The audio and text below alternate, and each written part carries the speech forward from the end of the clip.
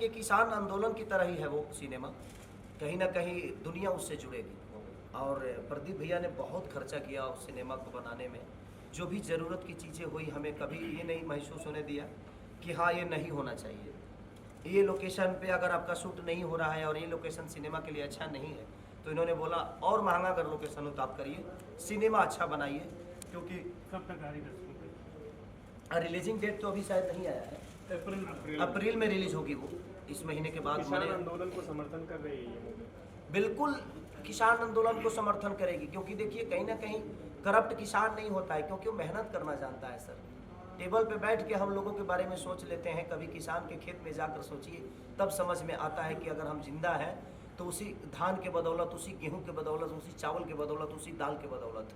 क्योंकि हमारे पास अरबों, चाहे अडानी हो, चाहे अंबानी हो, चाहे दुनिया का कोई भी अरबपति आदमी हो, ये दिमाग में रख लीजिए कि पैसे खाना होना तो शायद आप एक दिन जिंदा नहीं रहेंगे, लेकिन अन्न अगर मिले तो शायद आप आजीवन जिंदा रह सकते हैं। तो मेरे कहने का मतलब जे किसान को उसके हक की चीज़ मिलनी चाहिए, और वही कहानी हम लोगों ने लिट्टी चोखा में पिरोया है। और हमारे डायरेक्टर की सोच है, हमारे राइटर राकेश त्रिपाठी जी की सोच है, हमारे पदम भैया की सोच है, हमारे प्रदीप शर्मा जी की सोच है, काजल रखवानी की सोच है, खेसारी की सोच है। उसमें जितने करेक्टर हैं सबकी एक अलग अलग सोच है, सबने अपने विचारधारा को रखा है और हम सबके सुन के काम किए हैं। तो मुझे लगता है कि लिट्टी चोखा है कि भोजपुरी इंडस्ट्री के लिए एक बहुत बड़ी साबित होने वाली है। आप गायक भी हैं, आज होली का मौका है, क्या सुनाएंगे, क्या गुनगुनाएंगे? बस एक ही गाना चल रहा है सर, क्या बताएं, 2 रुपया हो 2 रुपया।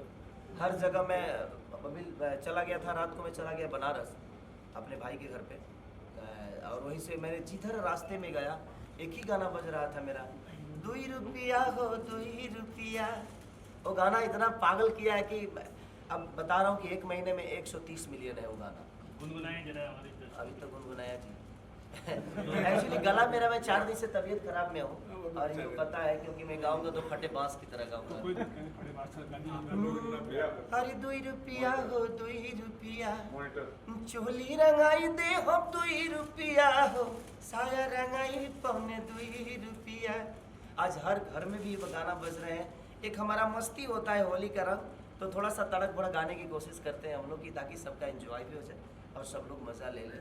तो ये कोशिश रहती है। और आज मैं लगातार, मुझे 7 साल से लग रहा है कि लगातार मैं होली के सारे सॉन्ग मेरे लगातार सबसे ऊपर बजते आपका हैं। बड़ा फेमस सॉन्ग है, नून रोटी खाएंगे छपरा नहीं जाएंगे। सर छपरा नहीं जाएंगे ऐसा नहीं है, तो गाने का भाव था, हम छपरा छोड़ के कहाँ जाएंगे। एक्चुअली गाना था, वो एक मजाक था और मैंने गा दिया, नून रोटी खाएंगे जिंदगी संग ही बिताएंगे।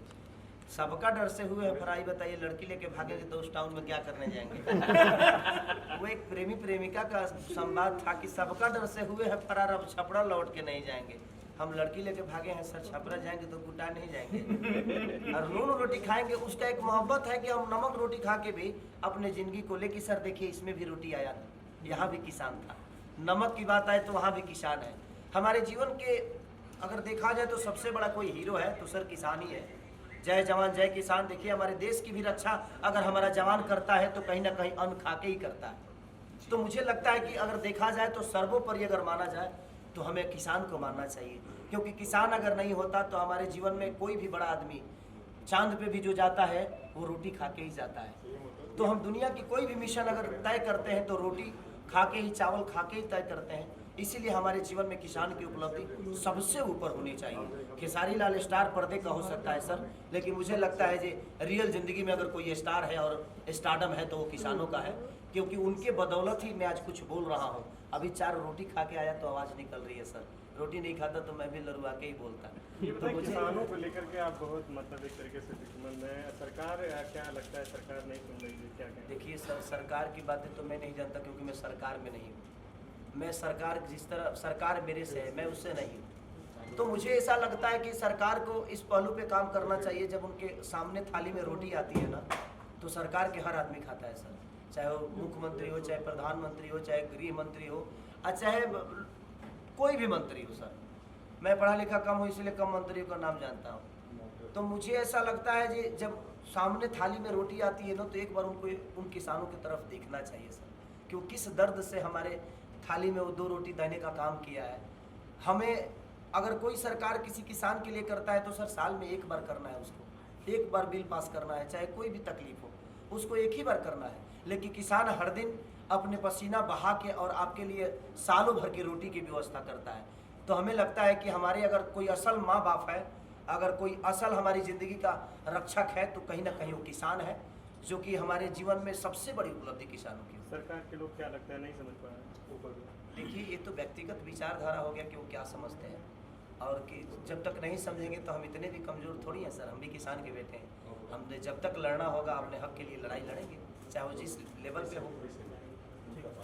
Thank you so much, love you all.